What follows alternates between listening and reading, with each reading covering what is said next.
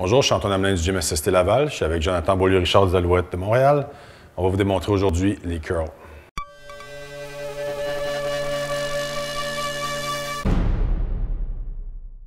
Ce qui est important avec les curls, ça va être la variation au niveau de la prise de la main.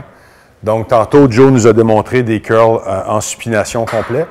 Maintenant, c'est important de temps en temps d'inclure une rotation là-dedans pour travailler les muscles supinateurs, les muscles pronateurs de la main. Donc, ce qu'il va faire, le premier tiers va être en hammer et doucement fait une rotation. Reste en supination pour 2 tiers et va faire une rotation à la fin. Faisant 2-3 autres, beaucoup des tendinites au coude qu'on voit comme entraîneur viennent du fait que les bras sont travaillés toujours au même angle, toujours avec la même prise.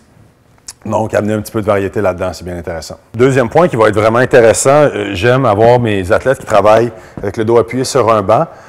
Ça rend l'exercice un petit peu plus honnête. Les curls, c'est un des exercices qu'on voit où il y a le plus de tricherie avec le dos. Donc, le banc va permettre d'enlever un petit peu le facteur ego du lift. Donc, on va demander à l'athlète de garder le dos en appui sur le banc tout le long du mouvement pendant qu'il fait son curl, comme Joe va nous le démontrer en ce moment. Ça fait qu'on a un travail qui se fait vraiment au niveau du biceps et non d'autres muscles. C'est important. C'est un mouvement d'isolation, le curl. C'est important de vraiment isoler le muscle, donc de ne pas tricher avec les autres muscles autour.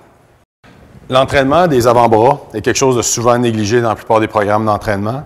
C'est un muscle qui est très important au football, que ce soit pour garder le ballon, que ce soit pour garder les mains sur le jet de son adversaire. Une façon d'introduire de la grip, de l'entraînement d'avant-bras dans son programme, sans faire un programme d'avant-bras, c'est utiliser ce qu'on appelle des fat grips ou des prises larges.